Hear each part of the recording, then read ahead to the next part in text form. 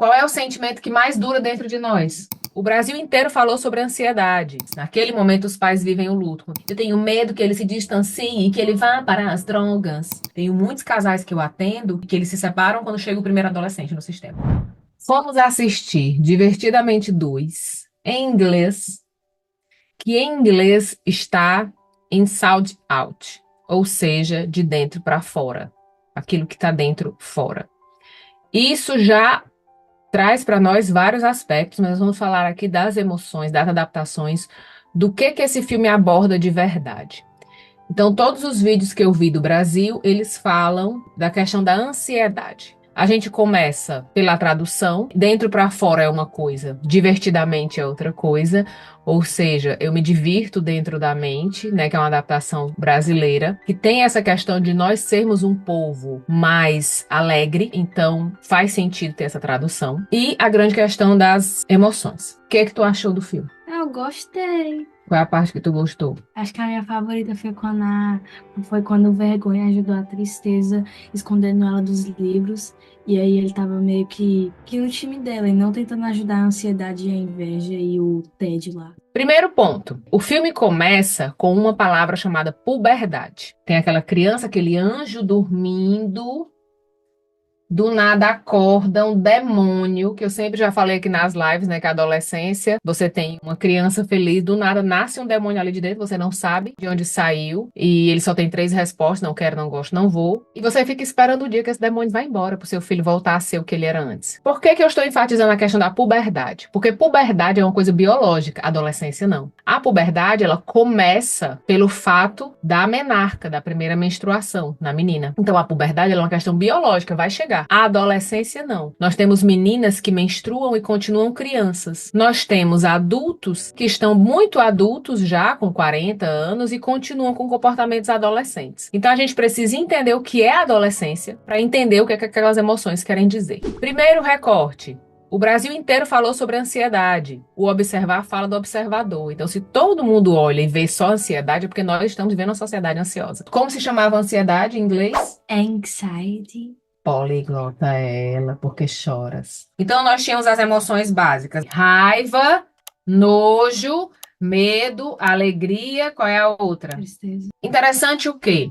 Em inglês se fala enjoy, né? Desfrutar. Desfrutar daquele momento. Isso é que é alegria, é um momento. Todos os sentimentos, eles são momentos. Qual é o sentimento que mais dura dentro de nós? A joy, a felicidade. A raiva.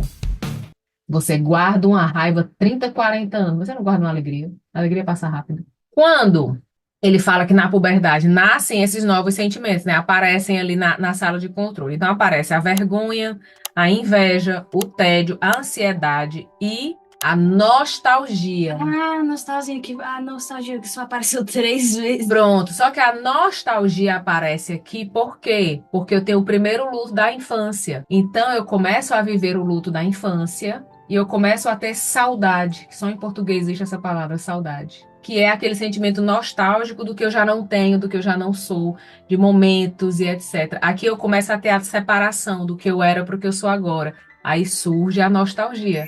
Quando que cada um desses sentimentos nascem, por que que eles nascem? A introspecção nasce do luto do corpo. A adolescência ela é marcada e a puberdade pelo luto do corpo. Ou seja, a menina dorme com um corpo, acorda com outro, o menino também, né? O Arnaldo Antunes, ele tem uma música que ele fala: eu não caibo mais nas roupas que eu cabia, eu não encho mais a casa de alegria. Quando eu me olhei no espelho, achei tão estranho, a minha barba estava desse tamanho. Ou seja, ele não se dá conta das mudanças, mas ele se depara com um corpo que ele não conhece mais, ele não se reconhece quando se olha no espelho. Você vai ver que todo adolescente ele tá com uma roupa bem grande, largada, de preferência preta, e um moletom amarrado na cintura.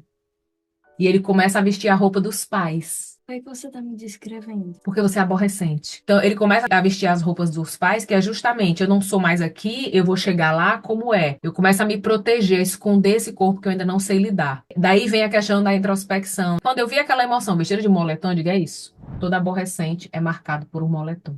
Seja um aqui, seja um amarrado na cintura. A roupa do aborrecente é um moletom. Outra coisa que ele traz é a questão do tédio. E o tédio, ele traz uma característica da adolescência que é Celular. celular e o quê? Cansaço. Cansaço. E o tédio, ele fala outro idioma. Os adolescentes têm essa mania feia.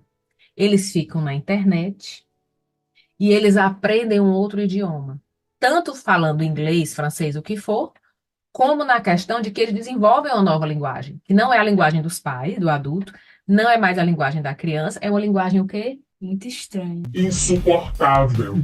Quem tem um adolescente em casa sabe que aquilo ali é o reflexo. Do nada ele aparece, cruza a sala, Quem? o tédio, cruza toda a sala e faz. E solta uma palavra em outro idioma. A tua irmã faz exatamente isso. É verdade. Ela faz excusez-moi. Então, não é à toa que eles inventaram, que eles trouxeram esses temas. Quem estuda adolescência, por verdade, sabe disso. Nasce a inveja, e a inveja tem um livro brasileiro que fala sobre inveja, que é um livro para criança, que é a criança reconhecendo os sentimentos, ali para os 6, 7 anos. E eles mostram muito a questão da ansiedade. O que que nasce ali na ansiedade? A previsão de futuro. E essa previsão de futuro nos dá muitos sinais. Porque a criança, ela não elabora futuro, ela não busca futuro, ela não teme pelo dia de amanhã, ela sabe que amanhã a mãe vai acordar, vai dar comida para ela, né? Ela vai para a escolinha, encher o saco. Ela tem uma previsão de vida muito óbvia. O adolescente, ele começa a ter medo, porque o corpo dele é novo, as comunicações são novas, como é? E aí ele começa a tentar prever o futuro, tentar evitar problemas. E aí que começam os comportamentos ansiosos. E aí tem uma questão que é a tribo. Quando ela pinta o cabelo de vermelho para pertencer, quando ela quer conhecer alguém de outro lugar, né? Até a Bíblia fala, deixa teu pai e tua mãe, né? Segue teu rumo, que é outro fenômeno que acontece na adolescência, que é só presta o que os amigos dizem. Qualquer pessoa fora de casa é melhor do que pai e mãe. Eu nunca disse isso. Entendeu? O adolescente, ele tem esse marco, ele vai buscar a própria tribo. E aí ele vai se adaptar à tribo. Pintando o cabelo, fazendo tatuagem, fazendo piercing, praticando esporte. Ele vai buscar qual é o ticket de entrada que ele tem que pagar para entrar nessa nova tribo, para ele se garantir, né, na sobrevivência ali dentro da tribo.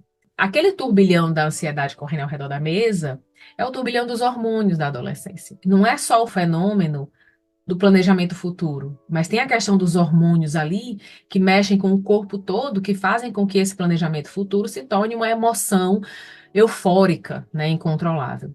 E aí, as emoções base vão tentar socorrer essas novas que chegaram agora, mas elas não permitem. E aí a gente traz para as empresas, todo novato acha que sabe melhor do que os antigos. O adolescente, ele sabe mais do que o pai, do que a mãe, do que o presidente da república, ele sabe mais do que todo mundo. O gênio da humanidade é o aborrecente. Então, o adolescente, ele vai ter uma resposta, que aí daí vem a origem do nome, que é, obviamente, praticamente. Gente, você pergunta quando você tá com fome.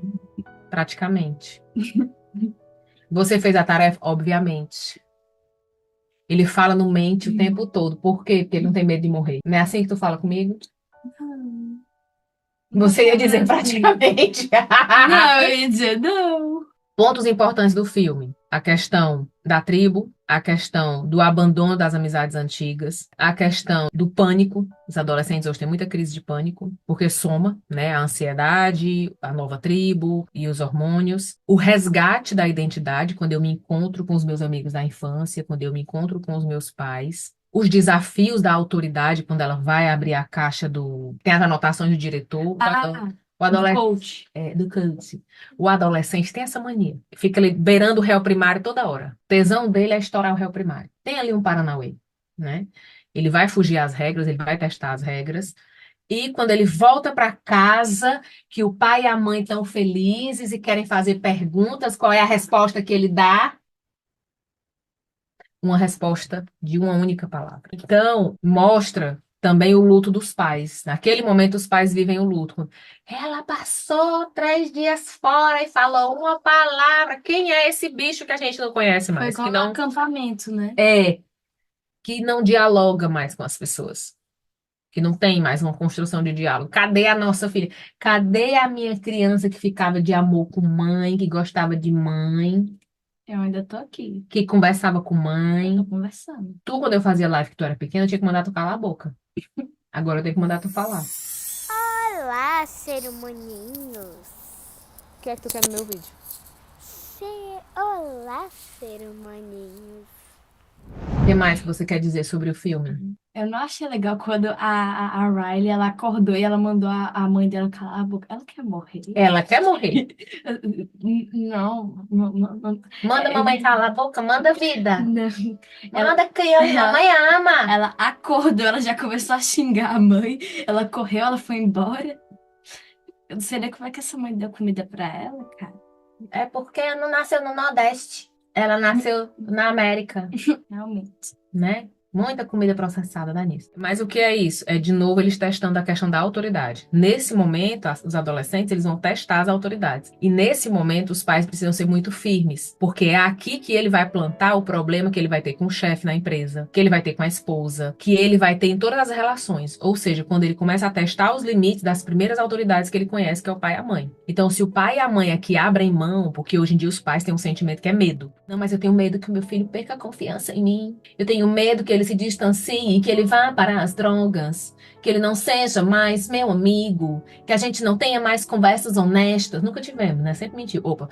E aí, nesse medo, os pais afrouxam o lugar de autoridade para ser amiguinho dos filhos. E aí, eles tiram do filho essa noção de autoridade, e aí os filhos criam exatamente essa primeira imagem de que as autoridades são minhas amiguinhas. Então, quando o chefe vai brigar comigo lá na frente, vai me corrigir, eu acho que ele tem que entender que ele é meu amigo, que ele tem que ser compreensivo, que a gente tem que dialogar. E aí ele não entende por que que o chefe não trata ele do jeito que o pai e a mãe trata, por que que a esposa não faz pra ele o que o pai e a mãe fazem, porque a referência de mundo deles são essas primeiras duas autoridades e nesse momento eles abrem mão. Então, os pais da criança são uns, os pais do adolescente são outros. Se eu não migrar pra cá, e aqui vem uma reflexão que eu faço muito, tenho muitos casais que eu atendo que eles se separam quando chega o primeiro adolescente no sistema. Eles não sabem ser pai de adolescente, eles sabem brincar de casinha. Brincar de baby alive, brincar de panelinha, aí sabe. Brincar de dizer cala a boca, miséria, vai pro teu quarto. Também você sabe, Eu sei, sabe. mas os pais não sabem. E aí as crianças perdem a noção de autoridade. Perdem essa noção de que eu preciso baixar a cabeça, eu preciso me submeter em muitas coisas, eu preciso segurar e administrar e viver a sublimação. Não é só eu me baixar para o outro, é eu aprender a me frustrar, eu aprender a me decepcionar comigo mesmo, eu aprender a decepcionar o outro e ter que lidar com isso, e ter que lidar em restaurar o outro nessa relação, entende? Não é só sobre uma submissão de medo, mas de respeito, de responsabilidade desse ciclo. Se eu decepcionei a minha mãe hoje, o que é que eu faço para restaurar a nossa relação? Se eu decepcionei o meu chefe, o que é que eu preciso fazer para restaurar essa relação? Porque quando os pais fazem isso o tempo todo pelos filhos, eles não têm como desenvolver essa habilidade. Praticamente, Obviamente, eu vou dar-lhe uma mãozada à mente. Tchau.